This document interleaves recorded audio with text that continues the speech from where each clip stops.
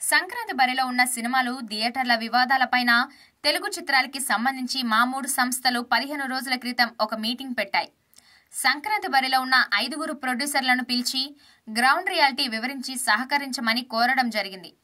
Hanuman, eagle, Saindhav, Guntur కారం, నాసామిరంగ పండగ బరిలో నిలిచాయి. మా రిక్వెస్ట్ను మన్నించి సంక్రాంతి బరి నుంచి ఈగల్ సినిమాను ఫిబ్రవరి 9కి మార్చారు. ఒక మాస్ హీరో డేట్ ఫిక్స్ చేసి మళ్లీ వెనక్కి తగ్గడం అనేది ఆషామాషి విషయం కాదు. అటు సంక్రాంతి బరి నుంచి రజనీకాంత్, ధనుష్ సినిమాలు వాయిదా వేసుకున్నారు. శివకార్తికేయన్ తమిళ సినిమా కూడా రిలీజ్ కి ఉండగా ఆ ప్రొడ్యూసర్తో మాట్లాడి సినిమాని 19వ తేదీకి వాయిదా వేయించడం జరిగింది. సంక్రాంతి అంటే ఒక మంచి పోటీ సినిమాల మధ్య హెల్దీ వాతావరణంలో ఉంటుంది. తెలుగు సినిమాకి సంబంధించి మా మూడు సంస్థలు కలిపి ఏ హీరోకి, ప్రొడ్యూసర్కి, దర్శకుడికి ఇబ్బంది కలగకుండా నిర్ణయాలు తీసుకుంటూ ముందుండి నడిపిస్తున్నామని వెల్లడించాయి. తప్పుడు వార్తలు రాస్తే కఠిన చర్యలు తప్పవు. సినిమా పరిశ్రమపై కొన్ని వెబ్సైట్లు, మీడియా సంస్థలు అసత్య వార్తలు ప్రసారం చేస్తున్నాయని సదరు సంస్థలు ఆగ్రహం వ్యక్తం చేశాయి.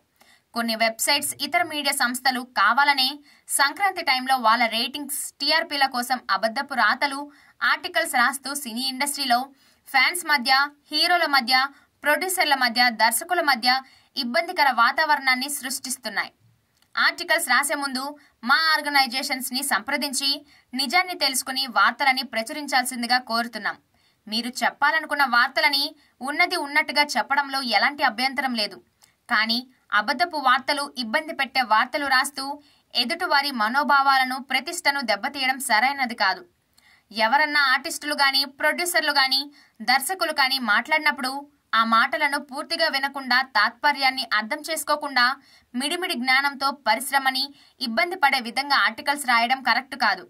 ఇక నుంచి సోషల్ మీడియా, ఇతర మీడియాల్లో ఇష్టం వచ్చినట్టు ఇబ్బంది పెట్టే రాతలు రాస్తే మట్టుకు తగిన చర్యలు తీసుకోవడం జరుగుతుందని హెచ్చరించాయి.